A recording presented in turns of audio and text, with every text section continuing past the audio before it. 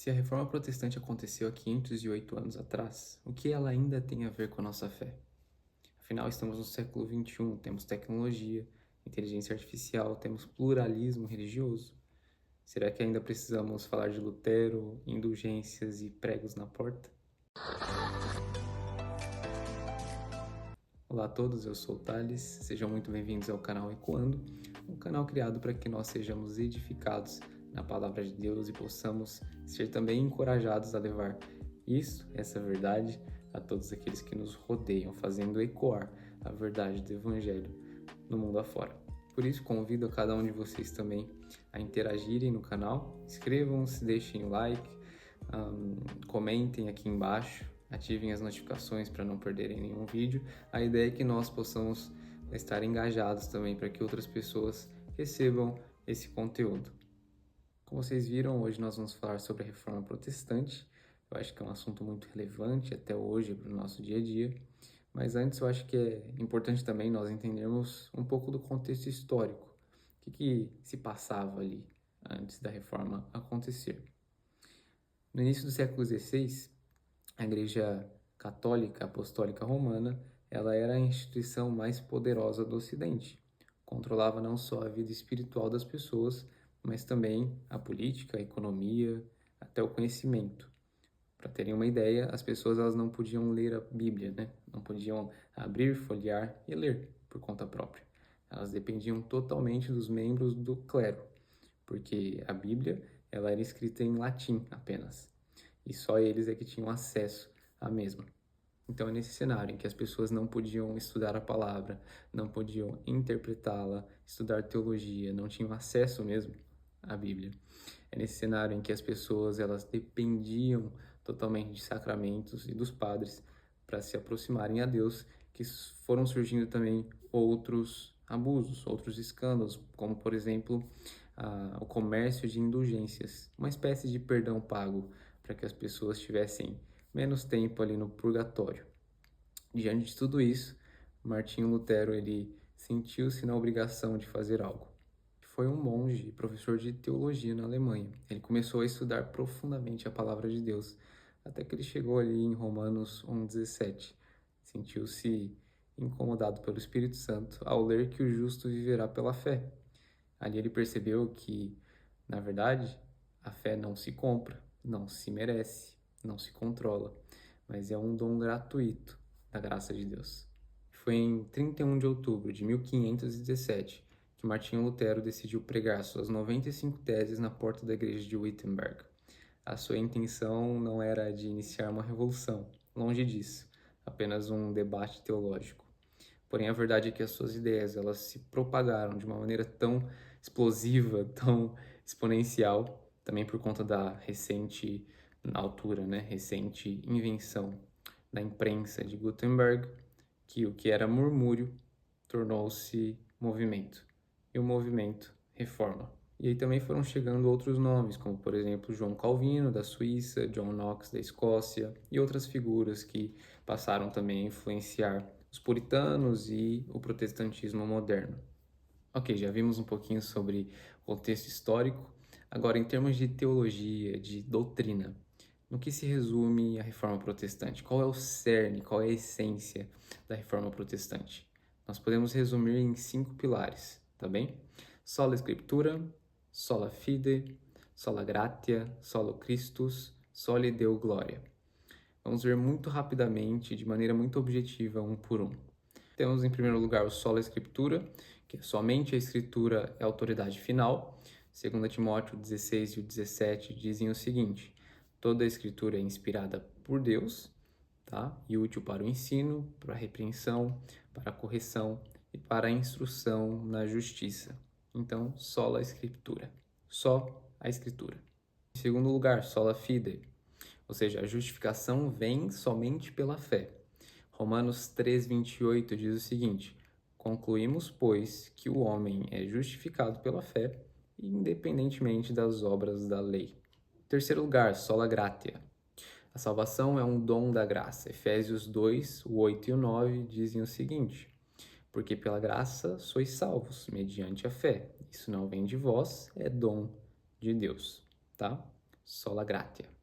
Solus Christus. Cristo é o único mediador, ok? Então, 1 Timóteo 2,5, há um só Deus e um só mediador entre Deus e os homens, Cristo Jesus, homem. Tá bem?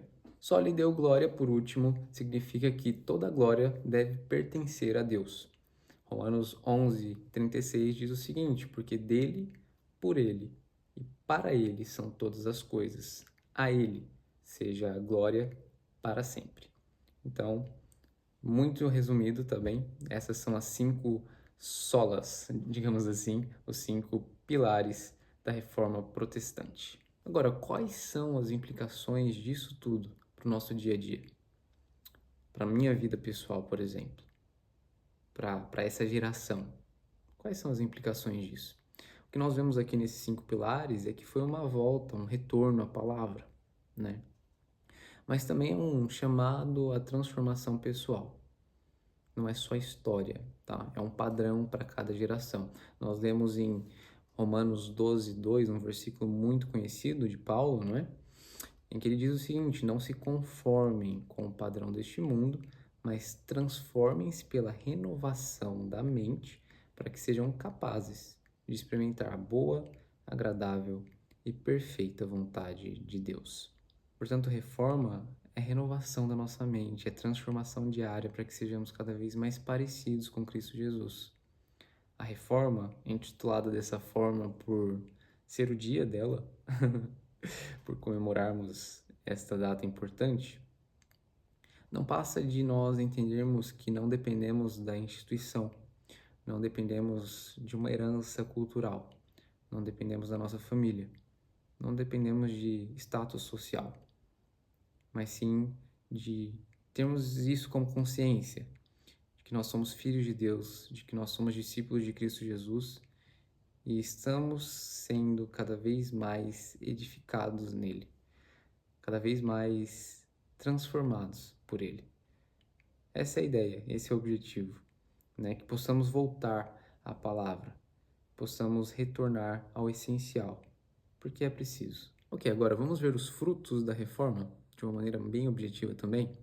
Tradução da Bíblia para o idioma do povo, portanto, Lutero traduziu para o alemão e, consequentemente, em outros países houve também esse investimento na tradução.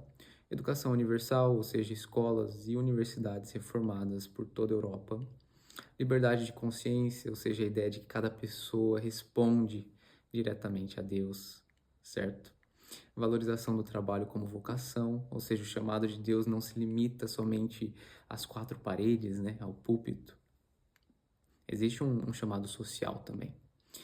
Então, o maior legado disso tudo é espiritual, né? Existem repercussões e resultados sociais, por exemplo, mas o maior legado, ao vermos tudo isso, todos esses frutos, é a certeza de que a fé não é prisão, certo? Mas libertação.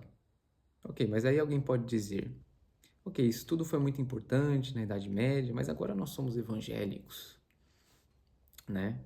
Nós não dependemos de papas e padres, não dependemos de sacramentos e nem de indulgências para nos chegarmos a Deus. Já superamos tudo isso. Será mesmo? Bom, a verdade é que hoje nós vendemos indulgências modernas, promessas vazias de prosperidade, fórmulas para sermos abençoados, né? Performance religiosa. A verdade é que seguimos gurus religiosos que só dizem o que nos faz bem, o que traz algum conforto para o nosso ego, né? Não queremos realmente renunciar.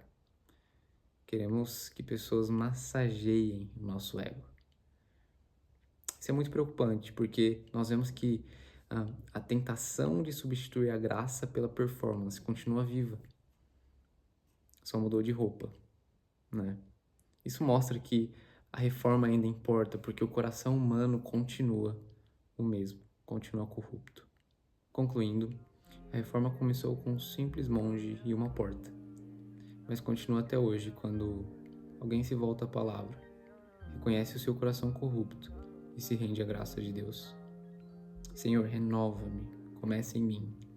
Que essa seja a nossa oração. A igreja precisa de reforma? Talvez, mas o primeiro a ser reformado sou eu mesmo. A reforma não foi sobre rebeldia, mas sim sobre arrependimento. E toda geração precisa se arrepender de novo. Portanto, que isso traga incômodo aos nossos corações. Não é por sermos protestantes que nós somos detentores da verdade, mas sim porque nós somos seguidores de Jesus Cristo. Não seguimos um movimento, seguimos Deus vivo, que habita dentro de nós. Amém? Que, portanto, essa mensagem ela seja trabalhada no nosso coração, que nós possamos levá-la a todos aqueles que se afastaram de Deus, que tenhamos compaixão do próximo. Sempre sejamos movidos pelo amor de Cristo, sacrificialmente, né? É isso. Estamos juntos pelo reino.